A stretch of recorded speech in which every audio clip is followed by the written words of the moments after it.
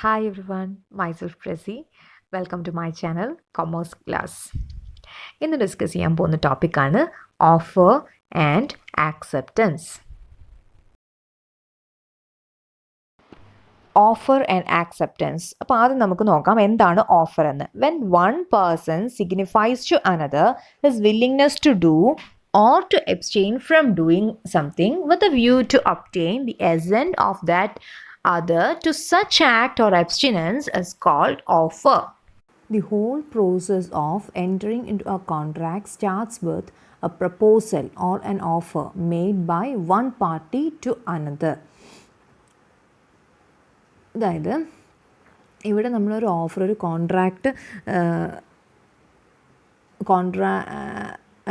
ഒരു കോൺട്രാക്റ്റിൻ്റെ മുന്നേ കോൺട്രാക്റ്റിൽ ആദ്യം ഉണ്ടായിരിക്കേണ്ട കാര്യമാണ് പ്രപ്പോസൽ അല്ലെങ്കിൽ ഓഫർ.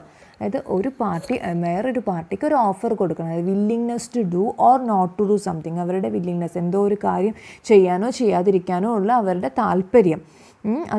അതിൻ്റെ മെയിൻ അല്ലെങ്കിൽ അതിൻ്റെ ഉദ്ദേശം എന്താണ്? To obtain the assent of that other. രണ്ട് പാർട്ടി അവിടെ ഉണ്ടാവും. അതിൽ ഒരു പാർട്ടി ഒരു വില്ലിങ്നെസ്, അവരുടെ വില്ലിങ്നെസ് കാണിക്കുകയാണ്, എന്തോ ഒരു കാര്യം ചെയ്യാനോ ചെയ്യാതിരിക്കാനോ ഉള്ള വില്ലിങ്നെസ് കാണിക്കുകയാണ്. അവിടെ പ്രധാനമായിട്ടും ഉണ്ടാവേണ്ടത് എന്താണ്? അവർക്കൊരു ഇൻറ്റൻഷൻ ഉണ്ട്, to obtain the assent of that other. അത് രണ്ടാമത്തെ ആളുടെ അസെൻറ്റ് കിട്ടണം എന്നുള്ള ഒരു ഉദ്ദേശത്തോടു കൂടിയാണ് അവർ ഇങ്ങനെയൊരു ഓഫർ ഒരു പാർട്ടി വെക്കുന്നതെങ്കിൽ അതിനെയാണ് പറയുന്നത് ഓഫർ. അപ്പോൾ ഇവിടെ ഓഫറിൽ രണ്ട് പാർട്ടീസാണുള്ളത്, promisor or offeror and promisee or acceptor. The person making offer or proposal is known as promiser or offerer, and the person who may accept such offer is known as promisee and acceptor. അപ്പോൾ ഇവിടെ രണ്ട് പാർട്ടിയാണുള്ളത്, promisor and promisee, offeror or offeree. Promisor എന്ന് പറഞ്ഞിട്ടുണ്ടെങ്കിൽ person who makes proposal or offer, അയാളാണ് promisor അല്ലെങ്കിൽ offeror എന്ന് പറയുന്നത്. The person who accept such offer is known as promisee, acceptor or that person is also known as offeree. Okay, നമുക്ക് നോക്കാം എന്തൊക്കെയാണ് essential characteristics of valid offer. The terms of an offer must be clear and certain. അപ്പം ഒരു ഓഫറിൻ്റെ terms എപ്പോഴും clear ആയിരിക്കണം. അതിൽ ഒരു മറ്റുള്ള ആൾക്ക് മനസ്സിലാവാത്ത രീതിയിലുള്ള ഒരു വാക്ക് പോലും ഉണ്ടാകാൻ പാടില്ല. It must be clear and definite. അത് ഡെഫിനറ്റും സെർട്ടനും ആയിരിക്കണം, ഡെഫിനറ്റ് ആൻഡ് സെർട്ടൻ ആയിരിക്കണം. അതായത് ഒരു എക്സാമ്പിൾ പറയാം, A offers to sell flower to B for ₹200. ഇതൊരു വാലിഡ് ഓഫർ അല്ല. കാരണം ഇതിലെന്താണ്? ഇതിലൊരു ഫ്ലവറിനെ പറയുന്നുള്ളൂ, ഏത് ഫ്ലവറാണെന്ന് പറയുന്നില്ല, വാട്ട് കൈൻഡ് ഓഫ് ഫ്ലവർ അതിവിടെ മെൻഷൻ ചെയ്തിട്ടേ ഇല്ല. അതേപോലെ എത്ര number of flowers are not mention here. അതേപോലെ അതിൻ്റെ ടൈപ്പ്, അത് ഏത് ഫ്ലവറാണ്, അതിൻ്റെ പേരെന്താണ്, അതിൻ്റെ ക്വാണ്ടിറ്റി എത്രയോ ഒന്നും ഇവിടെ മെൻഷൻ ചെയ്തിട്ടില്ല. അപ്പോൾ അവിടെ ആ ഓഫർ ക്ലിയർ അല്ല, അത് സെർട്ടൻ അല്ല, അതിൽ ഫുൾ എല്ലാ കാര്യങ്ങളും പറഞ്ഞിട്ടില്ല. It is not clear and definite. അപ്പോൾ അതുകൊണ്ട് അതൊരു വാലിഡ് ഓഫർ അല്ല. So offer must be clear and certain. Then second point is offer must be communicated to the offeree. എപ്പോഴും ഒരു ഓഫറർ വെച്ചിട്ടുണ്ടെങ്കിൽ that must be communicated to the offeree. The next one is offer must be made with the intention to create legal obligation. അതൊരു contract ആക്കണം എന്നുള്ള ഉദ്ദേശത്തോടെ തന്നെ ആവണം offerer ഇങ്ങനെയുള്ള ഒരു ഓഫറിക്ക് കൊടുക്കുന്നത്. So offer must B made with an intention to create legal obligation. Then next point, invitation to an offer is not an offer. അപ്പം ഓഫറിന് മുന്നേയുള്ള ഒരു ജസ്റ്റ് ഒരു ഇൻവിറ്റേഷൻ, അതിനെ ഓഫറായിട്ട് നമുക്ക് കൺസിഡർ ചെയ്യാൻ പറ്റില്ല. അതായത് example, quotation, advertisement for tender, price tag etcetera are invitation to an offer. So these are not treated as offer, these are just an invitation to an offer.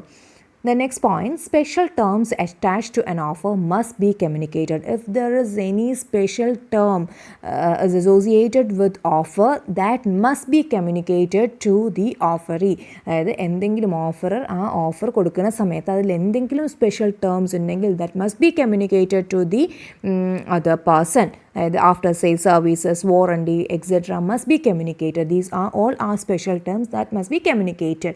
Then offer may be expressed or implied. Offer എങ്ങനെയായിരിക്കാം expressed ആവും അല്ലെങ്കിൽ implied ഓഫറും ആവാം. Offer must be made with the view to obtain the assent of other party. അതെപ്പോഴും നമ്മളൊരു ഓഫർ കൊടുക്കുന്നത് എന്തിനു വേണ്ടിയിട്ടായിരിക്കണം, എന്തായിരിക്കണം നമ്മളുടെ intention? To obtain the assent of other party. മറ്റൊരു പാർട്ടിയുടെ അസെൻറ്റ് കിട്ടണം, അവരത് ആക്സെപ്റ്റ് ചെയ്യണം എന്നുള്ള ഉദ്ദേശത്തോടെ ആയിരിക്കണം, അവരുടെ അസെൻറ്റ് കിട്ടണം എന്നുള്ളൊരു ഉദ്ദേശത്തോടെ ആയിരിക്കണം നമ്മൾ എപ്പോഴും ഒരു ഓഫർ ഉണ്ടാക്കേണ്ടത്. Offer may be conditional. Offer ഒരു കണ്ടീഷണലാവാം, അത് എന്താണ് അത് അൺകണ്ടീഷണൽ ആവണം എന്നൊന്നുമില്ല. ഇറ്റ് മേ ബി കണ്ടീഷണൽ, അത് കണ്ടീഷണൽ ആയാലും കുഴപ്പമൊന്നുമില്ല. അപ്പോൾ ഇത്രയാണ് ഓഫറിൻ്റെ essential characteristics. Offer must be clear and certain. Offer must be communicated to the offeree. Offer must be made with an intention to create legal obligation. Invitation to an offer is not an offer. Special terms attached to an offer must be communicated. Offer may be to an individual or to the group at large. It may be expressed or implied. It must be made with a view to obtain assent of other party. It may be conditional. So these are the essential characteristics of a valid offer. ഇനി നമുക്ക് നോക്കാം എന്തൊക്കെയാണ് different kinds of offer. First one specific offer, second one general offer, third one standing offer, counter offer, and last one is cross offer. So first one, specific offer. An offer addressed to a specific individual. So such type of offer is known as specific offer. Example, A promised to sell his car to B for rupees 2 lakh. അതെന്താണ്? A ബിക്ക് കൊടുക്കുന്ന ഒരു ഓഫറാണ്, അതിനെയാണ് specific offer എന്ന് പറയുന്നത്. Then general offer. General offer means an offer addressed to the world at large is known as general offer. അതായത് നമ്മൾ അഡ്വർടൈസ്മെൻറ്റിലൊക്കെ എന്തെങ്കിലും ഒരു ഓഫർ കൊടുക്കുകയാണെങ്കിൽ അതിനെയാണ് ജനറൽ ഓഫർ എന്ന് പറയുന്നത്. ഒരാൾക്ക് മാത്രമല്ല, മൊത്തം എല്ലാവർക്കും, ഒരു വലിയൊരു പബ്ലിക്കിന് മൊത്തമായിട്ടാണ് അങ്ങനെ ഒരു ഓഫർ കൊടുക്കുന്നത്. അതിനെയാണ് ജനറൽ ഓഫർ എന്ന് പറയുന്നത്. ദെൻ അടുത്തത് സ്റ്റാൻഡിംഗ് ഓഫർ. ഒരു കണ്ടിന്യൂസ് പീരീഡ് അല്ലെങ്കിൽ ഒരു ഡെഫിനറ്റ് പീരീഡിലേക്ക് വേണ്ടിയിട്ടുള്ള ഓഫറാണ് സ്റ്റാൻഡിംഗ് ഓഫർ. എക്സാമ്പിൾ പറയാം, continuous supply of a certain article at a certain rate over a definite period. അത് സ്റ്റാൻഡിംഗ് ഓഫറിൻ്റെ എക്സാമ്പിളാണ്. Then counter offer. Conditional acceptance made by an offeree is known as counter offer. അതായത് suppose ഒരു party, first party offer something to second party, പക്ഷേ second party before accepting that offer അവരൊരു condition വെക്കുകയാണ്. അതിനെയാണ് പറയുന്നത് conditional acceptance. അങ്ങനെ conditional acceptance ഓഫറിൽ വരികയാണെങ്കിൽ അതിനെ പറയുന്നതാണ് counter offer. Okay, then next one is cross offer. So cross offer, identical offers made by two parties in ignorance of each other is known as cross offer. അപ്പോൾ എന്താണ്? ഒരേ offer തന്നെ രണ്ട് parties അവരറിയാതെ ഒരേ ഓഫർ തന്നെ കൊടുക്കുകയാണെങ്കിൽ അതിനെയാണ് പറയുന്നത് ക്രോസ് ഓഫർ. അതായത് A and B sent letters to each other offering to sell and buy A's car for rupees 3 lakh. This is a cross offer. എയും ബിയും ലെറ്റർ അങ്ങോട്ടും ഇങ്ങോട്ടും അയക്കുകയാണ്, അവർ അറിയുന്നില്ല അങ്ങനെ ഒരു ലെറ്റർ അങ്ങോട്ടും ഇങ്ങോട്ടും അയച്ചു എന്നുള്ളത്. അതിൽ എന്താ ഓഫർ ചെയ്യുന്നത്? To sell or to purchase his car. എയുടെ കാറ് സെല്ല് ചെയ്യാം, ഒരാൾ സെല്ല് ചെയ്യാമെന്നും ഒരാൾ പർച്ചേസ് ചെയ്യാമെന്നും പറഞ്ഞിട്ട് ഒരു ലെറ്റർ അയക്കുകയാണ്. രണ്ടുപേരും പറയുന്ന പ്രൈസ് മണിയും ഒരേപോലെ തന്നെയാണ്, 3 lakh തന്നെയാണ്. അപ്പോൾ അങ്ങനെയുള്ളൊരു ഓഫറിനെയാണ് പറയുന്നത് ക്രോസ് ഓഫർ. അപ്പോൾ ഇത്രയാണ് ഡിഫറെൻറ്റ് കൈൻഡ്സ് ഓഫ് ഓഫർ. എത്ര എണ്ണമാണ്? Specific offer, general offer, standing offer, counter offer and cross offer. നമുക്ക് നോക്കാം ലാപ്സസ് ഓഫ് എൻ ഓഫർ. എപ്പോഴൊക്കെയാണ് ഒരു ഓഫർ ലാപ്സായി പോകുന്നത്?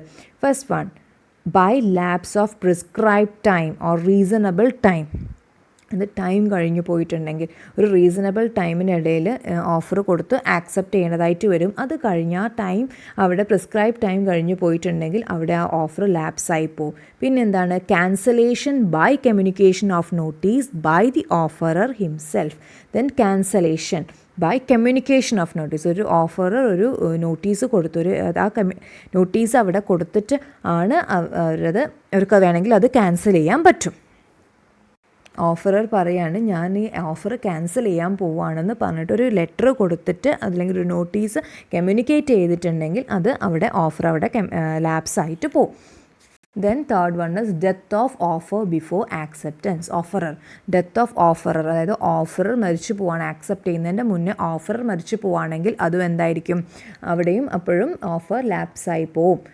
Then insanity of offer before acceptance. അപ്പം ആക്സെപ്റ്റ് ചെയ്യുന്നതിൻ്റെ മുന്നേ ഓഫറർ എന്തായി പോകും, ഇൻസെയിൻ ആവുകയാണെങ്കിൽ അവിടെയും ലാപ്സ് ഓഫ് ഓഫറാണ്. Non fulfilment of conditions prescribed by the offerer ചില കണ്ടീഷൻസ് ഓഫറിൽ പറയുന്നുണ്ടാവും, അത് ഫുൾഫിൽ ചെയ്തിട്ടില്ലെങ്കിൽ അപ്പോഴും ഓഫർ ലാപ്സായി പോകും. Then offer not accepted according to the mode specify. ഇപ്പം ആക്സെപ്റ്റ് ചെയ്യാനുള്ള ചില മെത്തേഡ്സ് അല്ലെങ്കിൽ മോഡ്സ് ഓഫ് ആക്സെപ്റ്റൻസ് മെൻഷൻ ചെയ്തിട്ടുണ്ടാവും ബൈ ദി ഓഫറർ. അത് അങ്ങനെ ആ രീതിയിലെല്ലാം ആക്സെപ്റ്റ് ചെയ്യുന്നതെങ്കിൽ ആ മോഡല്ല അവിടെ വരുന്നതെങ്കിൽ അപ്പോഴും ഓഫർ എന്തായിപ്പോവും, ലാപ്സായി പോവും. Rejection by making a counter offer. ഇപ്പോൾ കൗണ്ടർ ഓഫർ നമ്മൾ പറഞ്ഞു കഴിഞ്ഞു, കണ്ടീഷണൽ ആക്സെപ്റ്റൻസ് ആണ് കൗണ്ടർ ഓഫർ. അപ്പോൾ അങ്ങനെ വന്നാലും റിജക്ഷൻ അവിടെ നടക്കും. അപ്പോൾ ഇത്രയും കാരണങ്ങൾ കൊണ്ട് നമ്മളുടെ ഓഫർ ലാപ്സായി പോകാൻ സാധ്യതയുണ്ട്. ഇനി നമുക്ക് നോക്കാം എന്താണ് ആക്സെപ്റ്റൻസ് എന്ന്. When the party to whom the proposal is made signifies his assent thereto, the proposal is said to be accepted. അതായത് A offer something to B, അപ്പം ബി അത് റെഡിയാണ്, അവരെന്തോ ഒരു കാര്യം എന്തോ ഒരു ഓഫർ വെച്ചു, എ എന്തോ ഒരു ഓഫർ ബിക്ക് വെച്ചു, ബി അത് ആക്സെപ്റ്റ് ചെയ്യാൻ റെഡിയാണ്. അപ്പോൾ അവരുടെ ആക്സെപ്റ്റ് ചെയ്യാനുള്ള താല്പര്യം പ്രകടിപ്പിച്ചു, ഞാനത് ആക്സെപ്റ്റ് ചെയ്യാൻ പോവാണെന്ന് കമ്മ്യൂണിക്കേറ്റ് ചെയ്യുകയാണെങ്കിൽ അവിടെ എന്താണ്, അതിനെയാണ് പറയുന്നത് acceptance. When one person to whom the proposal is made signifies his assent, അവരുടെ താല്പര്യം, അവരത് ആക്സെപ്റ്റ് ചെയ്യാൻ പോവുകയാണെന്ന് പറയുകയാണെങ്കിൽ, അവരത് ആക്സെപ്റ്റ് ചെയ്ത് കഴിഞ്ഞാൽ അതിനെയാണ് പറയുന്നത് ആക്സെപ്റ്റൻസ്. നമുക്ക് നോക്കാം എന്തൊക്കെയാണ് essential features of acceptance. Acceptance must B absolute and unconditional. ഓഫറിൽ നമ്മൾ പറഞ്ഞു അത് കണ്ടീഷണൽ ആവാമെന്ന് പറഞ്ഞു, പക്ഷേ ആക്സെപ്റ്റൻസ് എന്തായിരിക്കണം, അൺകണ്ടീഷണൽ ആയിരിക്കണം. ആക്സെപ്റ്റ് ചെയ്യുന്ന സമയത്ത് അവിടെ കണ്ടീഷൻ പാടില്ല, it must B unconditional. Then acceptance must be communicated to the offer, executed in the case of except in the case of unilateral contract. അപ്പോൾ എന്താണ്, ആക്സെപ്റ്റൻസ് മസ്റ്റ് ബി കമ്മ്യൂണിക്കേറ്റഡ്. അപ്പോൾ acceptance എല്ലാ സമയത്തും it must be communicated to the offerer. Then it must be according to the mode prescribed or in some usual or reasonable mode. Mode ഏത് മോഡാണോ അതിൽ prescribe ചെയ്തിരിക്കുന്നത് അതിൽ അങ്ങനെ തന്നെ ആയിരിക്കണം ആക്സെപ്റ്റ് ചെയ്യേണ്ടത്. ഇനി ഒന്നുമില്ലെങ്കിൽ യൂഷ്വൽ ആൻഡ് റീസണബിൾ മോഡ് ഏതാണെങ്കിലും അതിൽ ചെയ്യാൻ പറ്റും. Acceptance must be made within A reasonable time. ഒരു റീസണബിൾ ടൈമിനുള്ളിൽ തന്നെ ആക്സെപ്റ്റ് ചെയ്തിരിക്കണം. അത് ഓഫർ നടത്തി ഒരു വർഷത്തിന് ശേഷം ആക്സെപ്റ്റ് ചെയ്തിട്ട് കാര്യമില്ല, ഒരു റീസണബിൾ ടൈമിനുള്ളിൽ തന്നെ ആ ഒരു ഓഫർ ആക്സെപ്റ്റ് ചെയ്തിരിക്കണം. Acceptance must be may be express or implied. Expressed ആക്സെപ്റ്റൻസും ഉണ്ട്, ഇംപ്ലൈഡ് ആക്സെപ്റ്റൻസും ഉണ്ട്. It must be aware of the proposal or acceptor must be aware of the proposal. അപ്പം ആക്സെപ്റ്റർ എപ്പോഴും പ്രപ്പോസലിനെ പറ്റിയിട്ട് എന്താണ് പ്രപ്പോസൽ, ഓഫർ എന്താണെന്നുള്ള എല്ലാ കാര്യങ്ങളും അറിഞ്ഞിരിക്കണം, അല്ലാതെ അവർ ആക്സെപ്റ്റ് ചെയ്യാൻ പറ്റൂല. Because acceptor must be aware of the proposal. അതേപോലെ acceptance must be made only after the offer. അല്ലേ, അങ്ങനെ തന്നെ ഉണ്ടാവുള്ളൂ. ഓഫർ കൊടുത്തു കഴിഞ്ഞതിന് ശേഷമാണ് ആക്സെപ്റ്റൻസ് ഉണ്ടാകുന്നത്, അല്ലാതെ വെറുതെ ആക്സെപ്റ്റ് ചെയ്ത കാര്യം എ ബിക്ക് ഒരു ഓഫർ കൊടുത്തു, ആ ഓഫർ ബി റെഡിയാണ്, അവരത് പെർഫോം ചെയ്യാൻ റെഡിയാണെങ്കിൽ അവരുടെ വില്ലിങ്നെസ് എനോട് കാണിക്കും, ബി എനോട് കാണിക്കും, അതിനെയാണ് ആക്സെപ്റ്റൻസ് പറയുന്നത്. അപ്പം എപ്പോഴും ഓഫർ കഴിഞ്ഞിട്ടായിരിക്കും ആക്സെപ്റ്റൻസ് വരുന്നത്. അപ്പോൾ ഇത്രയാണ് ആക്സെപ്റ്റൻസിൻ്റെ എസെൻഷ്യൽ ക്യാരക്ടറിസ്റ്റിക്സ്. അപ്പോൾ നിങ്ങൾക്ക് ഈ വീഡിയോ യൂസ്ഫുൾ ആയിട്ട് തോന്നുകയാണെങ്കിൽ please like and share my video. And thanks for watching my video. Bye.